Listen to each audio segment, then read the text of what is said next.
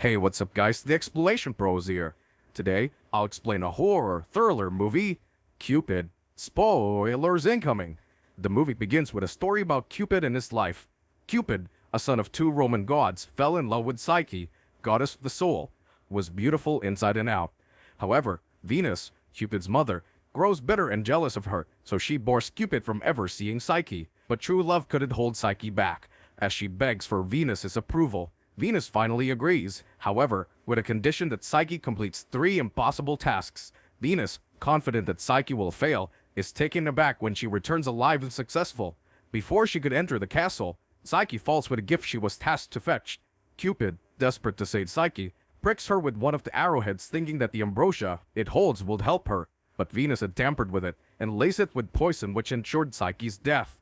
Cupid, fueled with rage towards his jealous mother and unsupported father, began to ravage the town, promising that he'll never support or allow love again.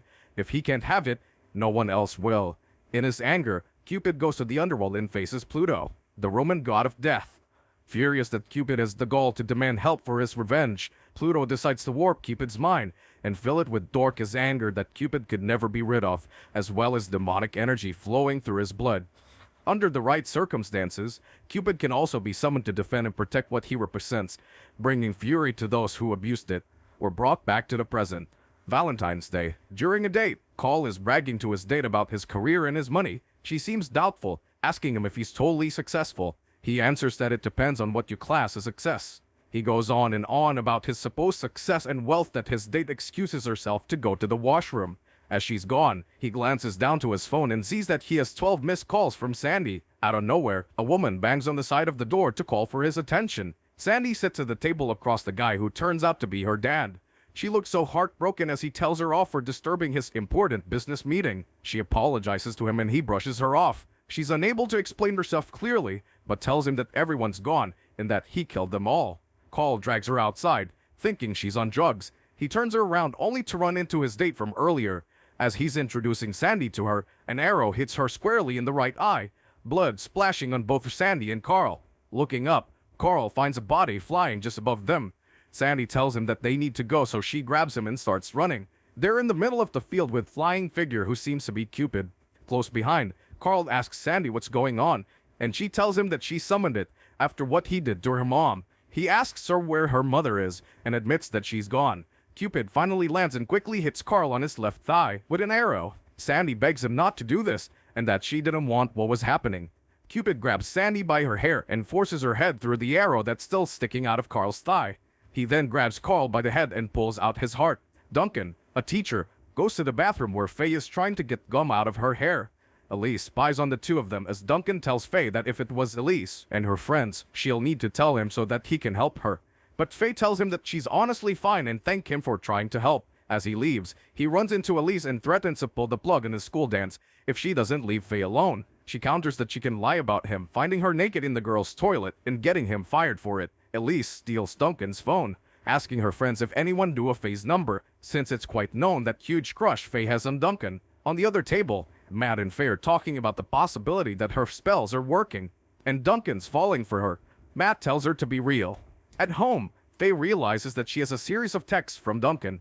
They make plans for Faye to stay late and make a move, then which she agrees to. Duncan then asks if she could send a photo. She sends a selfie first, then sends just herself in her bra. We find Elise and her friends laughing hysterically at Faye's photo and shouting insults. Lena asks her what she'll do with the picture, and Elise tells her to wait and see. As Elise and her friends talk about what would go down that evening, Helen calls for her attention. She tells her to leave Faye alone or else the Valentine's Day ball they've been planning would get shut down.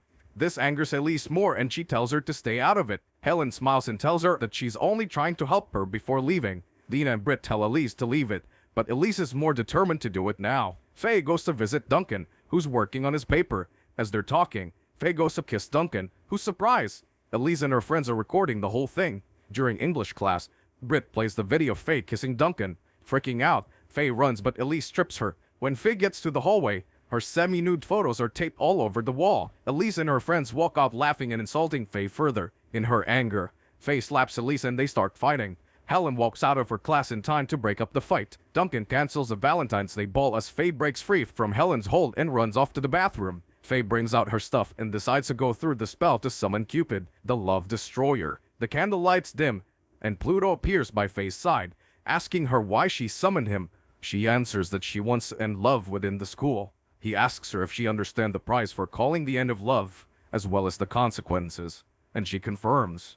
Lena's alone in the bathroom. While in one stall, she hears something scraping on the floor. In her curiosity, she looks through the gap below the bathroom stall door and sees feet standing just in front of her stall. She leans close to the bathroom stall wall to listen, and Cupid releases an arrow next to her. It pierces through the wall in her head, and she screams. Struggling to pull her head back, she tries to run but trips, and he steps on her back. He tears her blouse and burns her with what appears to be a very hot heart-shaped metal cookie cutter. Elise tries to leave school, getting on Brett's, her boyfriend's car. Principal Harper catches up to them and orders Elise to get out of the car. She urges Brett to start the car and run the principal over when they notice Cupid flying. Everyone looks up at him, and Cupid shoots an arrow through Principal Harper's left eye. Elise and Brett get out of the car and starts running. Cupid hits Brett's left leg next before they enter the school. Brett asks Elise what happened, and she explains Cupid, the flying, and the shooting. She doesn't believe her, tells her it sounds ridiculous, and doesn't even know if she's in shock. Elise tries to explain further and tells them that Principal Harper's dead, which shocks Matt. Faye freaks and runs out. Matt goes after Faye and she asks him if Brett will be alright. Matt thinks she knows something, but she refuses to talk. Duncan and Helen finally arrive, heading for Brett. He asks Elise to move over and they inspect Brett's leg. The blood is back and the wound looks infected. Helen wonders if it's an infection if something was on the arrow. They turn Brett over, see the veins on his chest darkening as he cups up blood. Duncan asks Helen to bring the kids out. As Brett coughs up more blood, Duncan finally realizes that it's poison that's affecting him. He points out that the poison is traveling to Brett's heart, ready, and tells Helen that he'll die. Mrs. Simmons takes the kids back to the gymnasium as Elise argues with her. The light suddenly dims and Daryl wonders out loud what's going on. A large beating heart comes on the projector screen. Faye and Matt arrive at the gymnasium with Mrs. Simmons, Elise and her friends shaking. She calls for Mrs. Simmons, but she quiets her down, and they look over to where the group's looking and find Cupid. It raises his bow, an arrow, and everyone splits. In the hallway, Cupid hits Mrs. Simmons with an arrow and she falls. Faye goes back for her and tries to help her when Cupid hits her again. Matt tells Faye off and he gets hit as well. Mrs. Simmons tells the kid to get out and Cupid heads for her. He steps on her back and stabs her on her head with the arrow that was on her back. At the school locker room, Cupid finds Britt. She screams as it hits her on the head. He tells it to get away from her. He holds onto her, shows her a bouquet of roses, which he forces through her throat, stem first. Faye tells Matt that he's infected and something must be on the arrow. Matt tells her that if he dies, he wants her to know that he was the one who sent her the Valentine's card. She asks what, and he asks her why she still doesn't get it, that he'd had a crush on her since they were in 5th grade. She tells him she had no idea, because he's kind of her little brother. They hear a sound and find Lena's body, as well as a heart-shaped cookie cutter that was used to burn her back. When they get to the science lab, Elise accuses Faye of doing everything. She's holding onto Faye's spellbook. Faye tries to deny it, but Elise tells her that she heard what Faye said to Mrs. Simmons. She finally admits it. Daryl and Elise try to leave and look for the rest of their friends. They go back to the gymnasium with beating heart, still projected on a screen. Daryl tells Elise that something's not right. They're trying to pull the arrow out of Matt's arm, and Faye tells him that when they get out, she'll take him on a date. He tries to argue, but she points out that it's the 21st century, and he tells her that he'd like that. Duncan approaches Matt with a saw. He screams, and Duncan explains that whatever's in the arrow killed Brett. Cupid's in the gymnasium with Daryl and Elise. He throws something on Daryl's back, and he falls. Elise starts slowly backing out as Cupid continues attacking Daryl. He tries to ask Elise for help, but Elise runs. Cupid steps on Daryl's back and slices his neck. Back at the science lab, Duncan counts to 3 and saw Matt's arm off to stop the poison from spreading. Duncan approaches Faye to ask him how she is, and she admits to practicing black magic because she wanted him to like her. She tells him that he only called for Cupid because she wanted Elise and her friends to stop, but didn't think that this would be the price. Duncan asks her how it will stop. She tells him that they need for the 24 hours to end. As soon as Valentine's up, they'll be released from Cupid's curse. Faye, Duncan, and Elise hears Helen screaming, and they run to where they hear her. Helen's on stage with Cupid pointing his bow and arrow at her. Faye pulls out her book and starts reading an incantation to summon Pluto. She wants a group not to look, or if they meet his eyes, their soul will be taken. Pluto asks Faye why he was summoned, and she tells him that she wants it to stop. Pluto tells her for it to stop, a sacrifice must be made. If Faye gives up her life, the curse will be lifted. If not, everyone in the room will be killed.